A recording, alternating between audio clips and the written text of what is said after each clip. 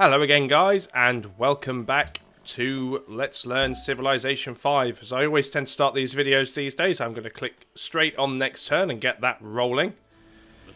Right, so Egypt wants a research agreement, which is going to cost us both 300 gold, but in addition they want me to give them 5 iron for 30 turns, 1 horses for 30 turns, open my borders and give them 5 gold. God no. Go away. It's just, no. Some people. It's not even any... I know we're friends with them, but that's not even anywhere near a fair deal. Plus of which I'm trying to go for a scientific victory. So by helping other... I know a research pact, a research agreement does help my civilization, but at the same time, why do I want to help somebody else? So, I might as well get Cardiff on to doing the Artists Guild and the Musicians Guild. I mean, you know, why not? They've certainly got the ability to do it. I don't need to have everything in the capital. Also, we can look on focus here, and you can also see that we have a university and we have and a public school. So I can actually put manual specialist control on and tell it I want to have scientists in these specialist slots, and we could keep the city on food focus if we wanted to. I'm going to keep it on default focus, but I'm going to manually assign the specialists to those slots. Hopefully we can gain some scientists faster. Dublin's also a relatively big city, so let's also put some manual specialist control there as well. Hopefully we're still doing okay for food. They're not going to grow particularly quick. We do need a bit more food in the Empire, although it's not such a bad thing because overpopulation can cause some unhappiness. If you actually look at my total unhappiness, 16.8 generated from number of cities, so obviously I want to avoid having too many extra cities. 61.75%, or 61.75% of the unhappiness is generated from population. So maybe I don't want my cities to grow too big too fast. And 9.02 is generated by specialists. The more specialists you have, the more unhappiness you have. But you can counter that with certain buildings, and you can also counter that with various social policies as well. So the final city of this empire, unless we capture any, is going to be Cork. So let's have that. We will go straight on to producing a granary. Or could do it. Is it a... I thought a shrine gives us food. Only if we've got something else in the area though, isn't it? So we'll go for the granary. That will give us some extra food. So our happiness was 14. It's now gone down to 11. Because we've got more population, we've got more cities. So we will go on to the next turn. We do need to keep our eye on happiness. We don't want it to go too low. You have a habit of claiming every bit of land you spotted has not gone unnoticed. I advise you to discontinue this. Says the guy who's settling a city on like every single coastline that he finds. I'll apologise, though I don't know why. I'm not settling anywhere... Oh, stupid camera. It does that from time to time. Germany wants to open borders. I'm going to accept because he is our ally.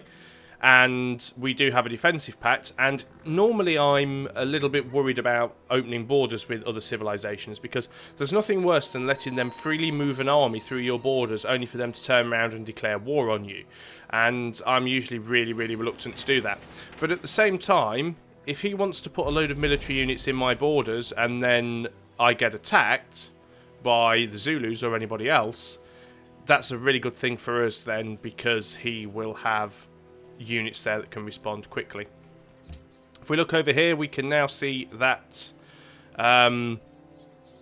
Salvador, I think it was, has now been completely destroyed.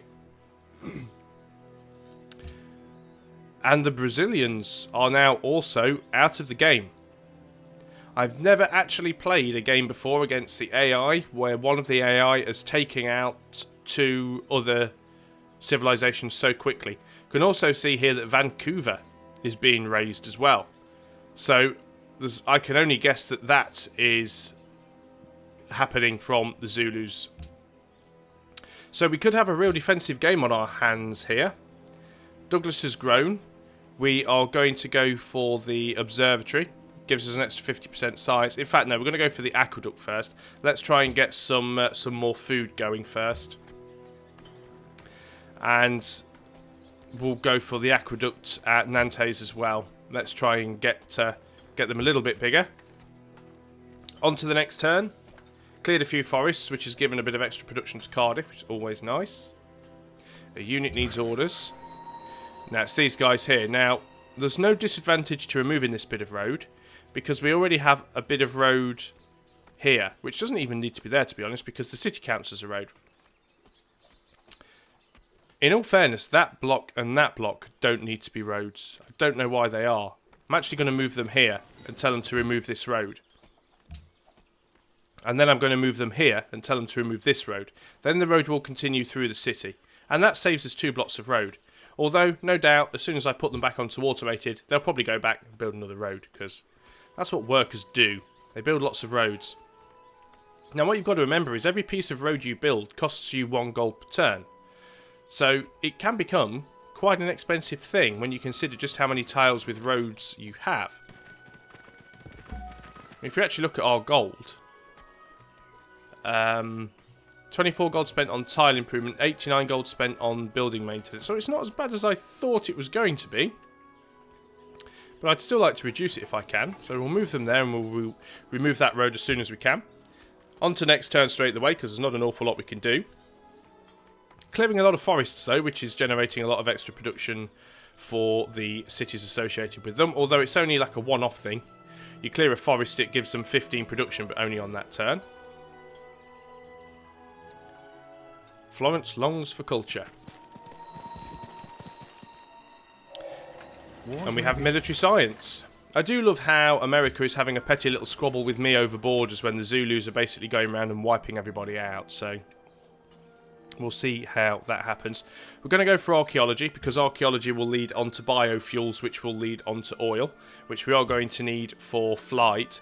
And it's definitely worth having flight, particularly if we end up getting attacked, because having bombers and fighter planes is a great way to thwart an attack, specifically and especially from the sea.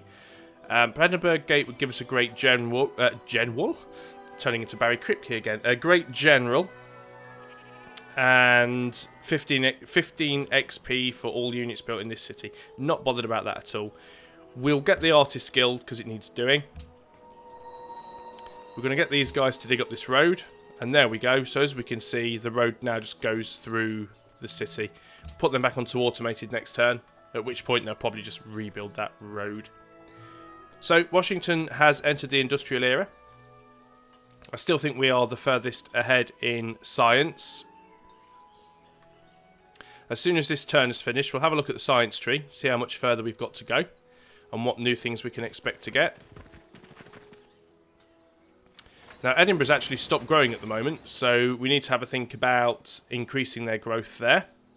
Going to have a look at the technology tree.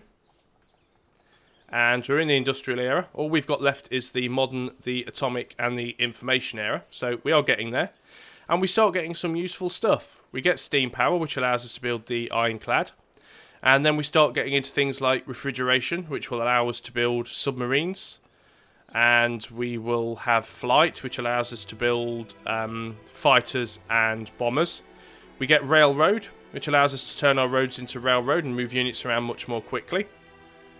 Then we'll get up into electronics, which allows us to have things like aircraft carriers and battleships. We will also have land ships. And as we go along, once we start to get into the atomic era, we'll have better bombers and fighters. We'll be able to research the Manhattan Project and build nukes should we need them. Even attack helicopters, helicopter gunships. The Great Firewall, 99.9% reduction in the effectiveness of enemy spies from stealing technologies. So we build that in the capital and it pretty much shuts them down from stealing tech from us. And then we get up into the information era where we can actually start to build the parts we need for our spaceship. And eventually some of the things that have been added in the Brave New World expansion. We can even get things like XCOM Squad. If you're wondering why they're in there, it's because Civ 5 is developed by Firaxis, the same people who did XCOM Enemy Unknown. So we get XCOM Squads, who are actually just upgraded versions of the paratroopers, but they drop in from the Sky Ranger. And then you get to a point where you get future tech. And what future tech is, it doesn't really give you anything, but every time you research future tech, you get a massive amount of score, and then you can just research future tech again. So once you've maxed out the science tree, you just keep researching future tech over and over again for score. But probably won't get that far, because as soon as we can, we'll start building bits for our spaceship. So let's start thinking about things which could potentially give us some more food. Well, nothing really here. So Truro is going to concentrate on research for us for the moment. These guys are going to go back onto automated. Watch them run off and build a road. Oh well, maybe not. So we'll go on to next turn.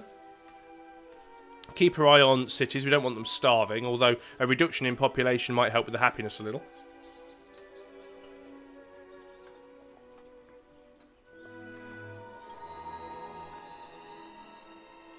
Vancouver and Germany are now allies. Now, just wait for our turn again. Vancouver is still being raised.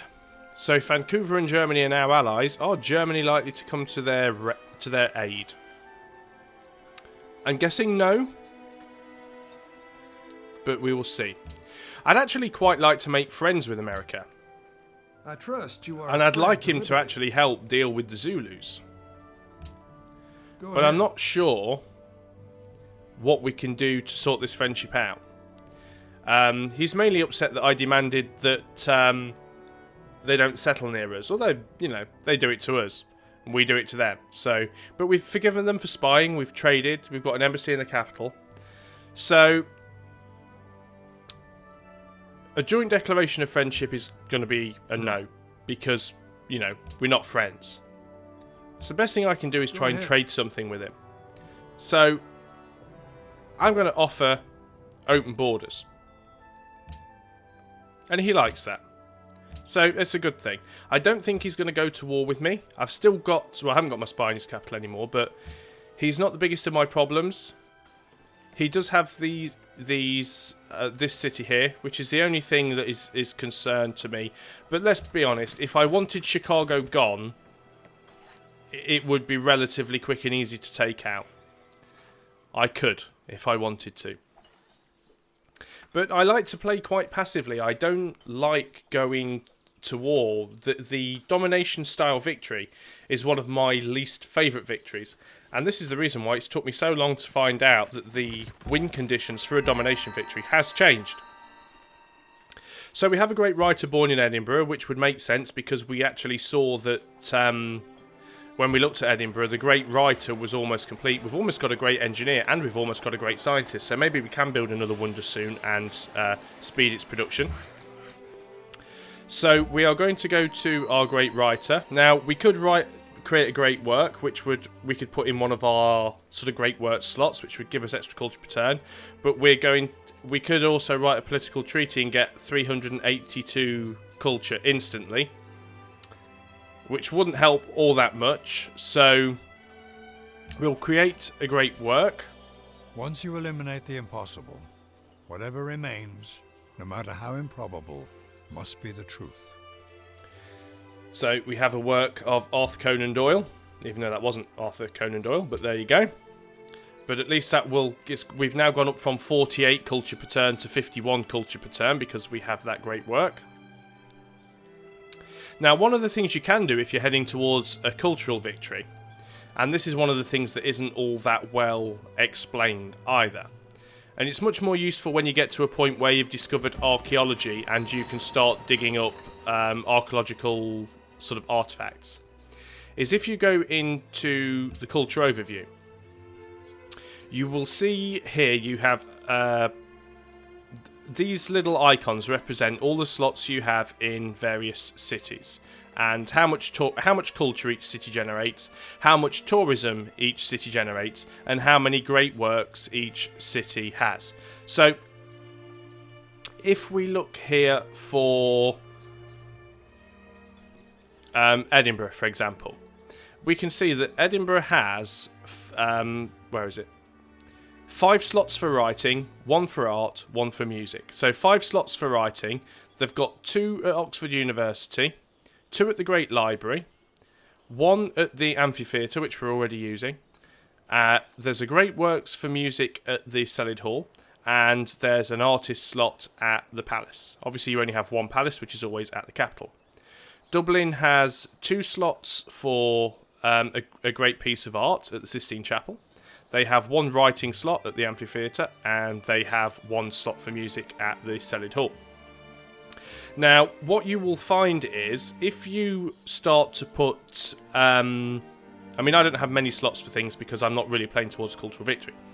But when you get slots like this that are joined together, if you put 2 great works in there, you'll actually get a bonus for filling them. But you can also get a theming bonus, because you will find, particularly when you're using archaeology, you can get great works from different civilizations and different eras. If you put 2 great works from the same era, or 2 great works from the same civilization together in the same building, you get a theming bonus. You get an even bigger bonus if they're from the same era and from the same civilization. So it's a little bit of a mini game that you can use by putting different cultural artifacts together to improve the bonus you get from them. And that's also why you have the option to swap great works. You can actually trade things with other civilization. And it's a little bit like sort of collectible cards. You swap something that you're not getting a benefit from with something they have, and you might be able to make a set. And if you make a set, you'll get a better bonus from it. So enough waffle. Let's build a factory at Cardiff, because we are starting to get some coal now. Dublin can also build a factory, and it's recommended, so let's go for that. Of course, we're using up a lot of our coal. Right, Fionn has been promoted, now a special agent, and hopefully will stop people stealing technology from Edinburgh. But we'll see how that goes. Alexander's entered the industrial era, so he's quite a way behind us. That's probably because he spent all of his time just making lots of extra cities. World Congress. Because World Congress welcomes city-states. The world has entered the industrial era, either because half of the civilizations have reached it, or one civilization has reached the era beyond it. Greece have just entered the industrial civilization. So city-states find their place on the world stage and formally enter international diplomacy. Civilizations now receive additional delegates from having city-state allies. Amidst the change, the World Congress calls a special session to determine the next host of the Congress. So, one of the things we do... your spy agent Fionn killed an American spy in Edinburgh while they were trying to steal the technology. So that's probably why he got promoted to special agent, now has a gun, because he actually killed a spy. And we have an extra spy. Oh no, we haven't. Thought we had.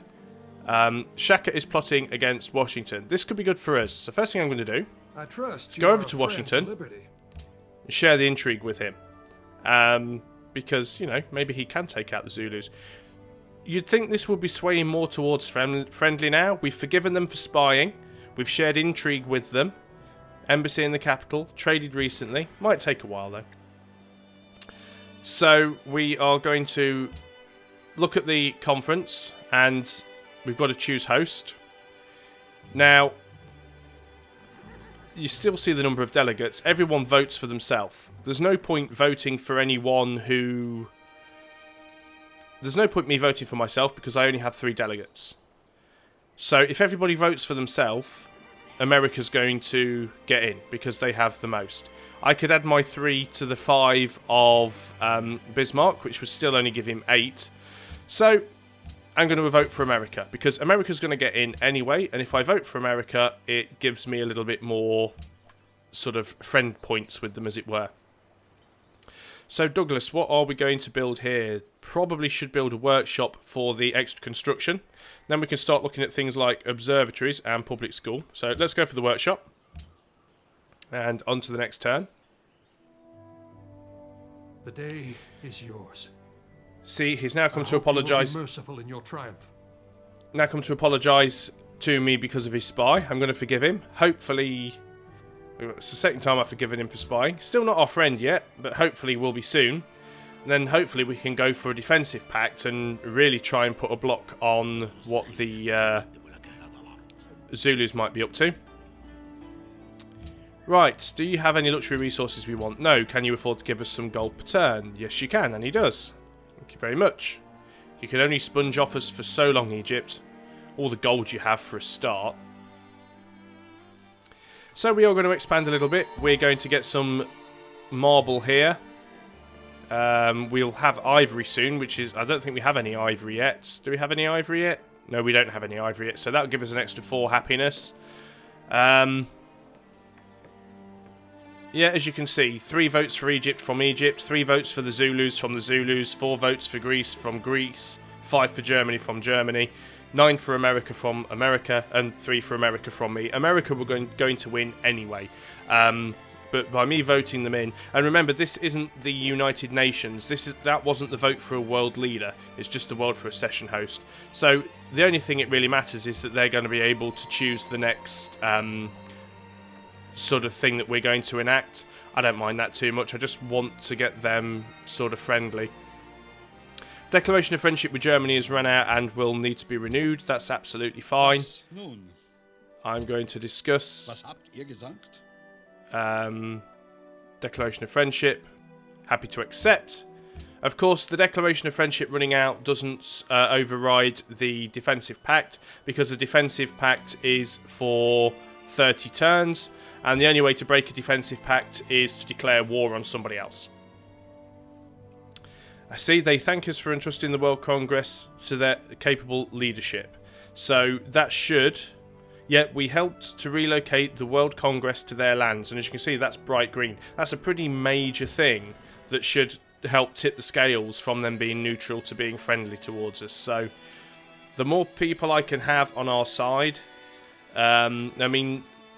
Greece is still going to be a bit of a struggle, but we will have Egypt, Germany, and the Americas, hopefully, helping us out with the defence of the land. So we've now got ivory, and that puts our happiness up to 19. And Truro enters Wheel of the King Day because they specifically wanted ivory, and that gives them a growth bonus, which is good. We are going to go for biology because that'll get us the oil on the map, and we can start going around and upgrading those resource tiles as soon as possible. Nantes is now going to go for workshop first to get the extra production, then we'll look at going for the university. Yeah, I think that's the windmill maybe later on, but we're going for the workshop first. Unit needs orders, another caravan again. Before that was going to Athens for 8 gold per turn. Can we beat 8 gold per turn? No, we can't, so we'll continue going back to Athens. 36 pressure of Voltology, but 18 pressure of Eastern Orthodox coming from 4 trade routes. Well, that's fine. I mean, we still have the majority there, so no need to worry about that, and on with the next turn. So there doesn't seem to be too much going on with the other civilizations at the moment. The Zulus don't actually appear to be attacking anybody that I'm aware of. They are plotting against Washington, which makes sense because I think on the map he's probably the closest person to them geographically. We now have a great scientist. Again, what do we do with him? Do we just expend him all in one go and get 2,700 science from him, or do we build another academy somewhere? I think we're just going to expend him straight the way, which puts biology down to like 1 turn. Nothing else I can do here. We already have 1 academy there. I mean, academies do give us 10 science per turn. It could be worth building another one, especially out in desert tiles when you don't really get much from them anyway. So you're not really wasting anything by doing that.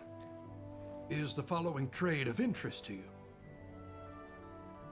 So he's still neutral with us, but he wants a declaration of friendship, which is really weird. But we'll go for it anyway. We'll play along and see what's happening. On my turn, I'll go back to him and try and go for a defensive pact again. Of course, this does mean if the Zulus attack him that we would technically be at war with the Zulus.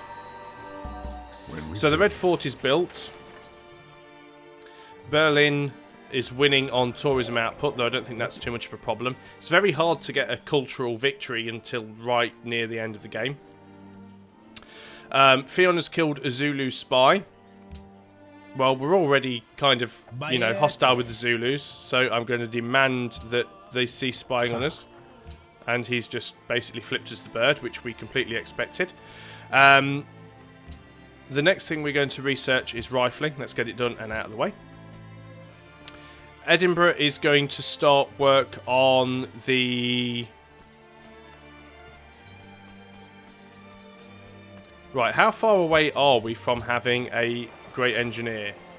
Quite some distance, actually. So, what we're going to do is we're going to build a hospital, try and get some extra food, and then hopefully when that great engineer's ready, we may be able then to go for the Brandenburg Gate. So,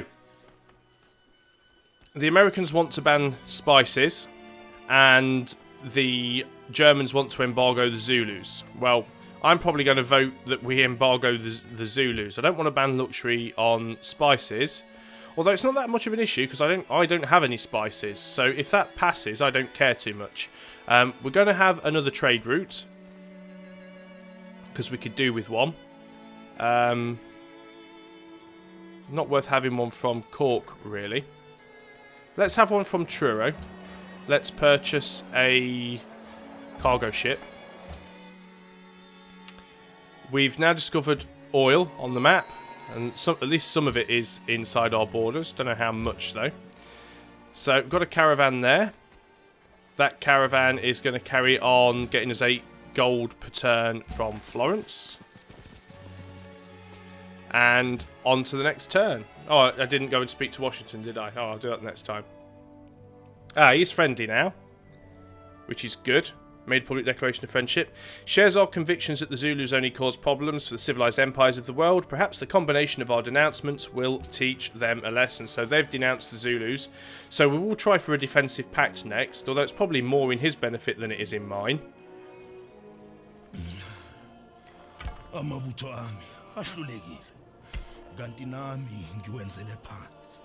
Okay, he seems upset. I'm going to forgive him. I'm going to offer the olive branch. I mean, I think we're still going to end up going to war anyway, but, you know, I don't want to come off as being a complete dick. So, Greek coup in Tyre. The Greeks are basically, they had a spy in Tyre, and they've done a coup, which has enabled them to become Tyre's ally. We could do the same. Although we don't really have a spare spy at the moment. I also don't really have the money to bribe them. Let's just have a quick look at the diplomacy for Tyre. Need 29 influence to surpass Greece and become their ally. Okay. Sod off Greece.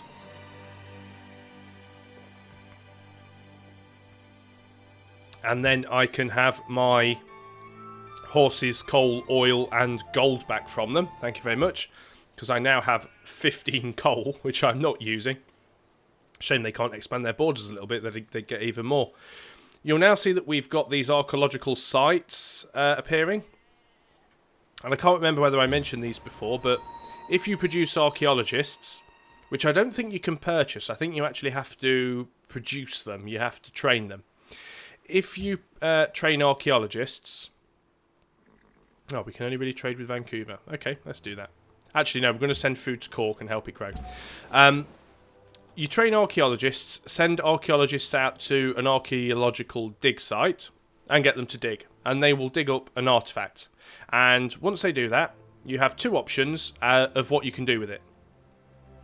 If it's within your borders, you can convert it into a sort of cultural landmark, and it will generate culture per turn, providing, of course, it's within your borders. Or you have the option to lift the artifact and put it in one of your buildings as a great work.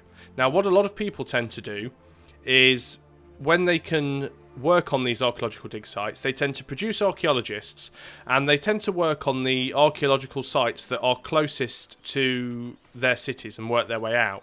And what will normally happen is you'll work on the closest ones that are usually within your borders or very close to your borders. You'll lift the artifact and put it in one of your buildings in a great works slot.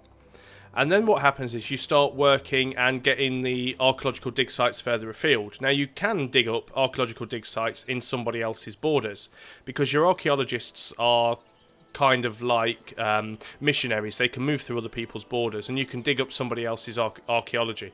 Of course, even though it's not a hostile act, it doesn't declare war, they will be unhappy that you are doing it. Same as they get unhappy if you start spreading your religion to their lands. The problem you have, by the time you get further afield and you start trying to dig up somebody else's archaeology, you don't have any free spaces left in your civilization for great works, because you've already filled them with stuff you've dug up in your own borders. Which means the only thing you could potentially do with this is convert it into a cultural landmark, which is no use to you whatsoever because it's not within your borders. So my advice is, if you're going to go for a cultural victory and you're going to use archaeologists to start digging up landmarks, start further afield, start at the ones furthest away, lift the artifacts and put them in your great work slots, and then work your way back towards your own civilization, converting your own dig sites into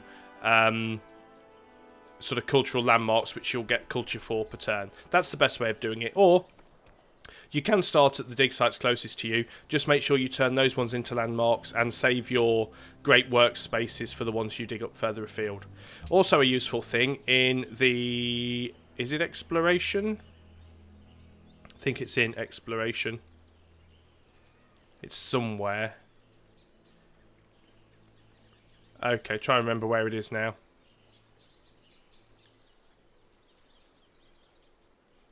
Can't actually see it, which is really weird. I was sure it was in exploration.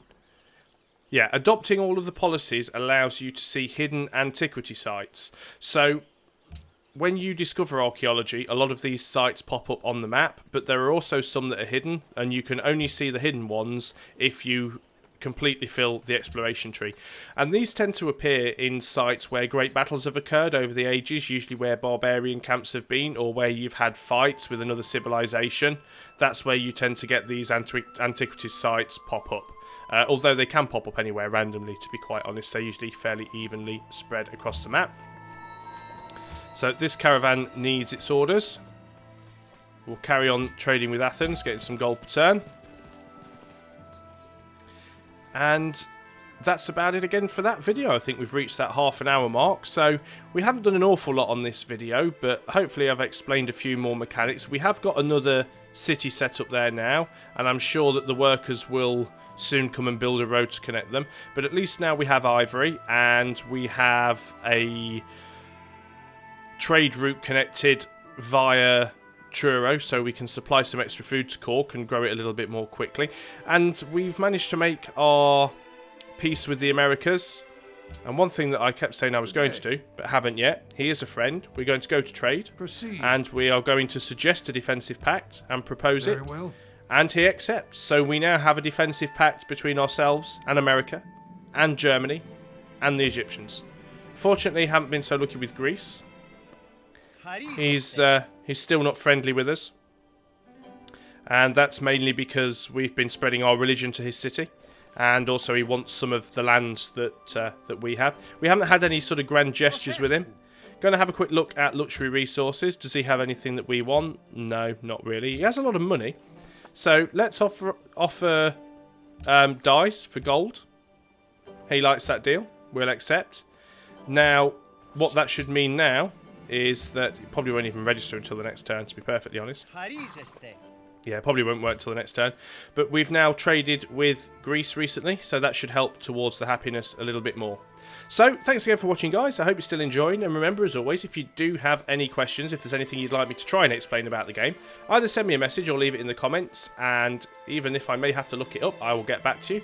I'll either reply to you directly or I will try and demonstrate it in a future video. So, until next time, goodbye for now.